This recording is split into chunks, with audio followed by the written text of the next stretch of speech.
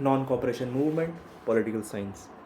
The non-cooperation movement 1920 to 22, the first mass assault on the British Raj and the forging of Gandhian nationalism. The non-cooperation movement (NCM) launched formally in September 1920 and culminating abruptly in February 1922, represent the first sustained nationwide mass mobilization against British rule in India.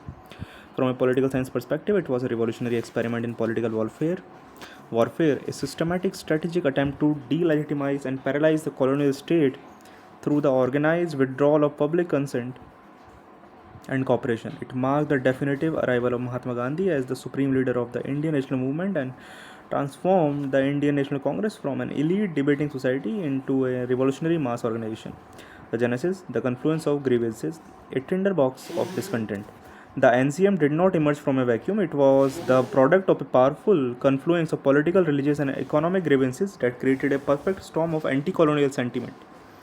The post-World War I betrayal and repression. The Rowlatt Act 1919, while the Montagu-Chelmsford reform were being discussed, the British enacted the repressive Rowlatt Act, which extended wartime emergency measures allowing for detention without trial. There is stark contradiction. Promising reform while enacting repression convinced nationalists of British bad faith. The Jallianwala Bagh massacre on April 13, 1919. The cold-blooded murder of hundreds of unarmed Indians in Amritsar was a profound national trauma. It exposed the brute force underpinning the Raj and shattered any lingering illusion of British justice or benevolence. The subsequent official whitewashing of the event further inflamed public opinion. The Khilafat grievance, the catalyst for unity. The British policy towards the defeated Ottoman Empire after World War I, particularly the dismemberment of the empire and the abolition of the Islamic Khilafat, was perceived by Indian Muslims as a grave religious and political betrayal. Gandhi astutely recognized the Khilafat issue as a powerful instrument for forging Hindu-Muslim unity. He saw an alliance with the Khilafat leaders, the Ali brothers, as the key to creating a unified pan-Indian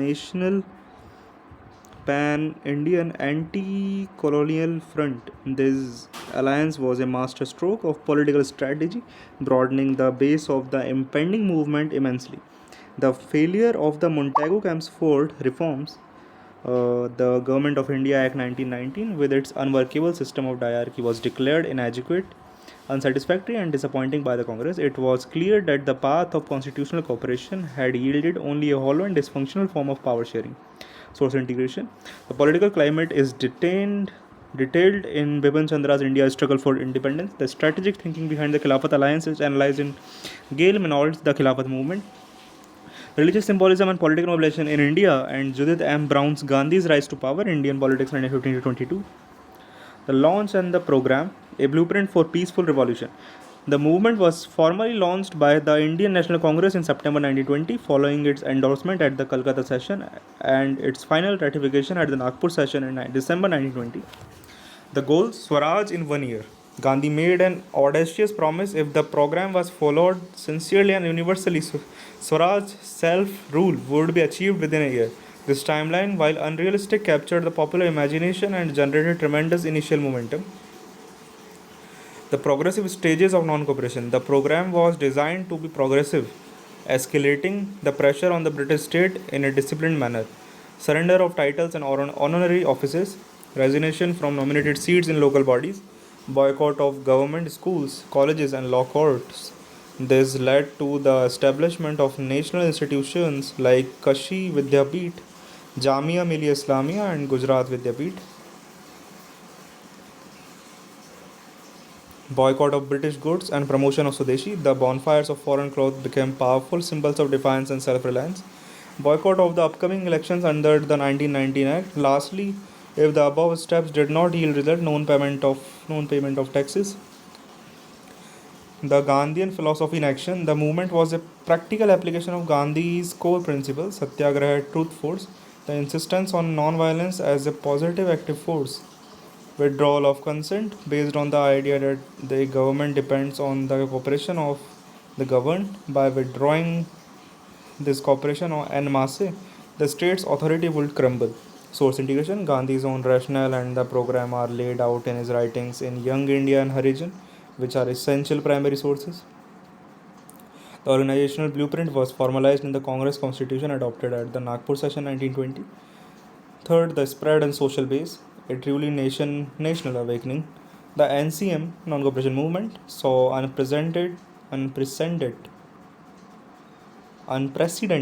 mass participation, penetrating sections of society previously untouched by elite nationalist politics. Students left government schools and colleges in large number, becoming vital volunteers and propagandists. Lawyers, prominent figures like Motilal Nehru, C.R. Das, and Rajendra Prasad gave up their lucrative practices, lending immense moral and material weight to the movement. The urban middle class actively participated in boycotts, picketing, and public meetings. The peasantry in regions like Awadh, Andhra, and Bengal peasant integrated their specific grievances like high rents and begar or forced labor into the broader anti-colonial struggle through often moving beyond the strict confines of non-violence. Workers, the movement triggered a major wave of strikes in urban centers like Bombay, Ahmedabad, and Madras, linking economic demands with the political struggle. Women, for the first time, women emerged from the domestic sphere in large number to participate in picketing, processions, and spinning khadi. Social integration, the regional and social dimensions of the movement are explored in Sumit Sarkar's Modern India 1885 to 1947. Peasant and working class participation is detailed in Gyan Pandey's The Ascendancy of the Congress in Uttar Pradesh and Rajnarayan Chandravakar's The Origins of Industrial Capitalism in India. The government response and the Chori Chora climax. The British response was a mixture of conciliation and brutal repression. The government declared Congress and Khilafat volunteer corps illegal. Mass arrests were carried out with over 30,000 people imprisoned, including Gandhi himself. The visit of the Prince of Wales 2021, his tour was met with empty streets and successful black flag demonstration, a powerful symbolic victory for the movement. I repeat, the visit of the Prince of Wales 1921, his tour was met with empty streets. Successful black flag demonstration, a powerful symbolic victory of the movement. The Chori Chora incident and withdrawal. February 4-5, 1922. The movement reached its dramatic and controversial climax in the small town of Chori Chora in the United Provinces. A Congress and Khilafat procession was fired upon by police. In retaliation, the enraged mob set fire to the police station, killing 22 policemen. Gandhi was profoundly shocked. He argued that the movement had been inflated by violent elements and the masses were not yet disciplined enough for a sustained non-violent struggle. Against the vehement opposition of almost every other Congress leader, including Jawaharlal Nehru and Gandhi, unilaterally called off the movement on February 12, 1922. Source integration. The events at Chori Chora and the subsequent debate are analyzed in Saeed Amin's seminal micro-history event metaphor memory, Chori Chora 1922. BA Political Science Assessment, Trump in Failures. The abrupt end of NCM led to widespread demoralization, but its long-term impact was transformative. A. Achievements and successes. Massification of the national movement. It was the first truly nationwide mass struggle, bringing millions of ordinary Indians into the political fold. Transformation of the Congress. It cemented the Congress' new identity as a mass-based revolutionary organization as decided at Nagpur. Hindu-Muslim unity. The Khilafat alliance created an unparalleled level of Hindu-Muslim solidarity, albeit one that proved temporary. Establishment of Gandhi's leadership. Gandhi became the undisputed Mahatma, the sole leader whose authority could launch or suspend a national struggle. Demonstration of a new political method. It proved that non-violent non-cooperation was a potent weapon that could seriously challenge the foundations of the colonial state. Limitations and criticisms. Sudden withdrawal. Many leaders saw the withdrawal as a catastrophic tactical error that squandered the movement momentum and demoralized the nation. Limits of mobilization. The movement reached was uneven, with limited penetration in the princely states and among some section of peasantry and Dalits. Fragility of Hindu-Muslim unity. The unity was based on a specific transient issue. Once the Khilafat issue lost its relevance with Kemal Ataturk's abolition of the Caliphate in 1924. The alliance crumbled, leaving behind the legacy of communal suspicion. Conclusion. The non-cooperation movement was a watershed. While it failed in its immediate objective of achieving Swaraj in a year, It was profound success in transforming the very nature of the Indian freedom struggle. It demonstrated the power of mass civil disobedience, established the organizational template for organizational future agitations, and irrevocably shifted the goal from colonial reform to national liberation.